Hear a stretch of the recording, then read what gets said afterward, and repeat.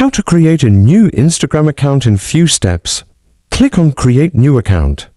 If you want to create with phone number, you can create, but I want to create my account with email. When you give an email, click on Next and they will send you a confirmation code. Go to your Gmail and you will see Instagram confirmation code. Enter your email confirmation code here. Create password that you remember or save in your notebook, and password should at least 6 letters.